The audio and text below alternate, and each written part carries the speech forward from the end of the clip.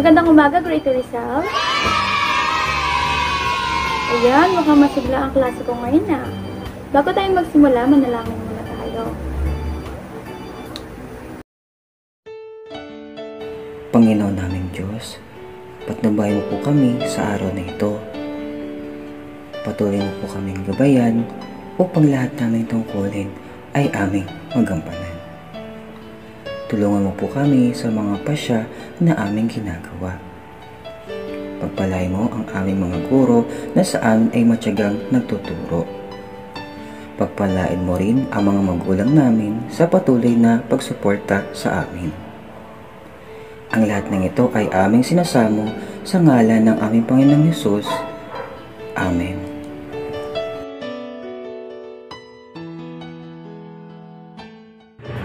Layunin. Ang mag-aaral ay inaasahang mailalarawan ang iba't ibang uri ng hugis. Pangalawa, magbigay ng mga bagay na maihahalin tulad sa mga hugis. Pangatlo, gumuhit ng mga bagay gamit ang iba't ibang hugis. Ngayon, nais kong tingnan niyo ulit ang mga larawan at sabihin ninyo kung ano ito o ang mga tawag dito. Okay? Naintindihan ba? Okay, una. Ayan. Anong tawag dito? Teacher, square po. Tama, square o parisukat. Pangalawa. Anong tawag dito? Triangle po, teacher. Tama, triangle o tatsulok. Pangatlo. Anong tawag natin dito? Teacher, rectangle po iyan. Tama, rectangle o parihaba. Pang-apat. Circle po, teacher. Tama rin, circle o bilog. Pang-lima. Oval po, teacher. Tama, ito ay oval o ovalong. Pang-anim. Star po yan, teacher. Tama, star o tala. At panghuli, ang tawag dito? Diamond po, teacher. Tama, diamond o diamante. Kaya lahat ng mga binanggit natin, lahat yan makikita natin sa ating paligid. Sa tahanan, sa labas, o saan ka man magpunta ay tiyak na may makikita kayong mga bagay na may iba't ibang hugis. Kaya naman mga anak, gusto ko na magbigay kayo ng mga bagay na hugis, square, o parisukat. Sige nga, J-Nobi. Teacher, box po. Tama, box. Triangle naman or tatsulok. Sige nga, Mona Lisa. Teacher, slice po ng pizza. Tama, slice ng pizza. Tama, hindi siya bagay pero pagkain siya. Tandaan natin na hindi lang sa bagay nakikita ang mga hugis, kundi pati sa mga pagkain. Okay? Pangatlo, rectangle o parihaba.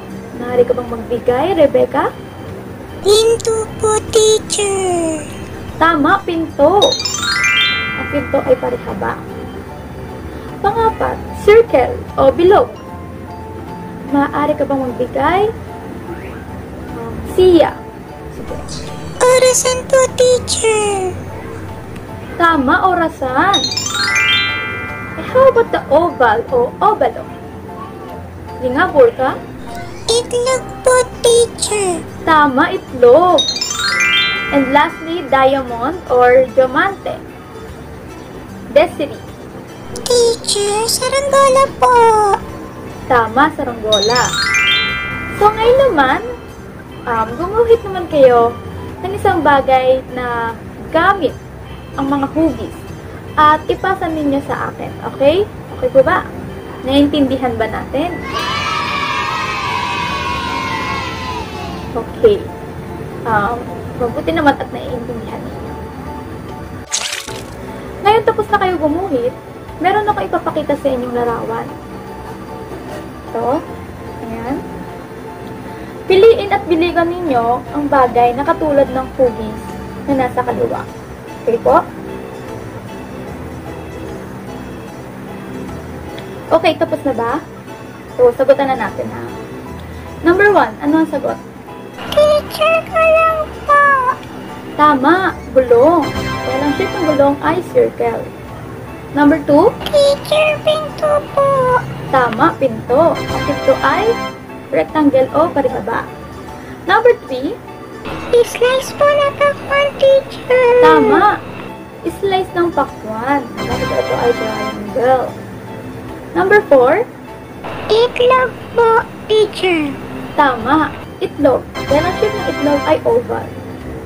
Number 5, Gift box po, teacher. tama.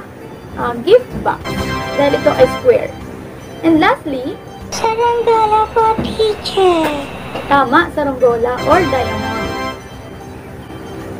Ngayon, alam na ninyo ang mga hugis. Tingnan ko nga kung masasagot nyo ito. So, piliin ninyo ang tamang sagot o letra dito sa mga ipapakita ko. Okay po ba? Okay, number 1. Alin sa mga larawan dito ang hugis? Parisukat. Teacher, letter D po. Tama, letter D. Okay, number 2.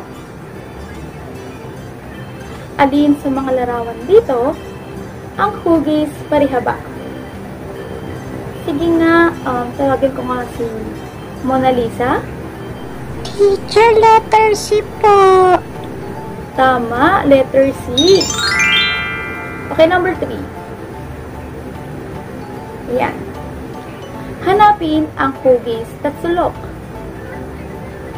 Sige, tawagin ko si Lalaine.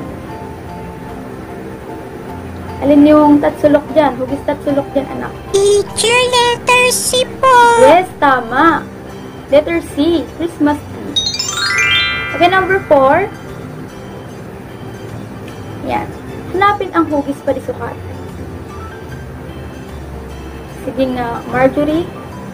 Teacher, letter B po. Tama, letter B. Ito ay biscuit. Diba? Ang biscuit ay hugis parisukat. Okay, number 5. Hanapin naman ninyo ang hugis bilog.